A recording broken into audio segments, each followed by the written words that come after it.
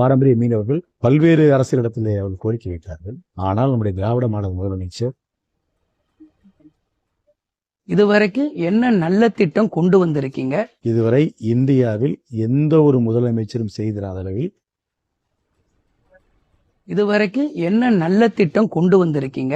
இனிமே என்ன கொண்டு வர போறீங்க? நான் மாண்பு தமிழ்நாட்டுடைய திராவிட மாடல் முதலமைச்சர் அவர்களால் இந்த மாவட்டத்தினுடைய திராவிட முன்னேற்ற கழகத்துடைய மாவட்ட செயலாளராக 2018ஆம் ஆண்டு என்னை அறிவித்தார். அதிலிருந்து தொடர்ந்து இயக்க பணியும் மட்டுமல்லாமல் மக்கள் பணியும் ஒரு சேர பணி செய்து கொண்டிருந்தோம். நம்முடைய முதலமைச்சர் திராவிட மாடல் நாயகர் 2021ஆம் ஆண்டு நடந்த சட்டமன்ற தேர்தலில் ராமநாதபுரத்தில் நிற்பதற்கான கழகத்தினுடைய வேட்பாளரை என்னை அறிவித்தார். நான் வெற்றி பெற்று இந்த ராமநாதபுரம் சட்டமன்ற தொகுதியில் அதிகமான மீனவர்கள், பாரம்பரிய மீனவர்கள் இருக்கிறார்கள்.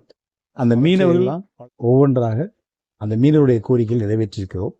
அதற்கு ஒரு சிறந்த உதாரணம் என்று சொல்ல வேண்டும் என்றால், நாடு சுதந்திரம் அடைவதற்கு முன்னால் கிழக்கிந்திய கம்பெனி, ஆங்கிலேய ஆட்சி காலத்தில் கிழக்கிந்திய கம்பெனி 1914ஆம் ஆண்டு நம்முடைய பாம்பன் கால்வாய் என்று சொல்வார்கள், இந்த பாம்பன் பாலத்திற்கு இருக்கக்கூடிய கால்வாய் இலங்கைக்கும் இந்தியாவிற்கும் ஒரு வர்த்தக தொடர்புக்காக கிழக்கிந்திய கம்பெனி உருவாக்கப்பட்டது. பின்னடைவில் நாடு சுதந்திரம் அடைவதற்கு பின்னால் மீனவர்கள், பாரம்பரிய மீனவர்கள் அந்த கால்வாயை, கடல் வழி மார்க்க கால்வாயை பயன்படுத்தினார்கள். அது முற்றிலுமாக சிதைந்து தூர்வாரப்படாமல் பழுதடைந்து மண் மேடாக அமைந்துவிட்டது. இதை மீனவர்கள் 100 ஆண்டு காலமாக பல்வேறு அரசியலிடத்திலே அவர்கள் கோரிக்கை வைத்தார்கள். ஆனால் நம்முடைய திராவிட மாடல் முதலமைச்சர் இதுவரை இந்தியாவில் எந்த ஒரு முதலமைச்சரும் செய்திராத அளவில் மீனவர்கள் நலன் காப்பதற்காக மீனவர் நலன் காக்கக்கூடிய மாநாடை நம்முடைய ராமேஸ்வரம் தீவு பயில அவர் நடத்தினார். அவற்றில் மீனவருடைய பல்வேறு கோரிக்கைகளை நிறைவேற்றுவதற்காக திட்டங்களை அறிவித்தார். அதில் ஒன்று இந்த பாம்பன் கால்வாய்.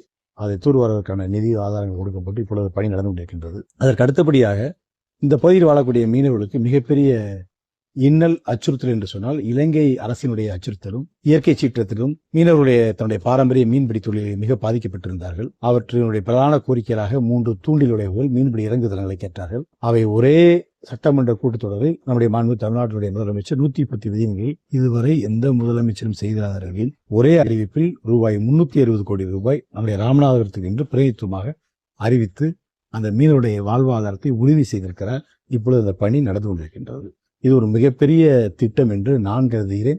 இந்த ராமநாதபுரம் மாவட்டத்தில் இருக்கக்கூடிய 2,50,000 மீனவர்களும் அதை கருதுகிறார்கள். இந்த திட்டம் முடிவடைகிற போது நம்முடைய பாரம்பரிய மீனவருடைய மிகப்பெரிய பயன்பாட்டுக்கு திட்டம் வரும்.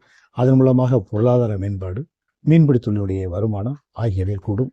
அவருடைய மீன்பிடி தொழில் என்பது உறுதி செய்யப்படுகிறது. உங்களை சந்திச்சதுல ரொம்ப சந்தோஷம். நிறைய விஷயங்கள் நாங்கள் தெரிஞ்சுக்கிட்டோம். சரி, நன்றி.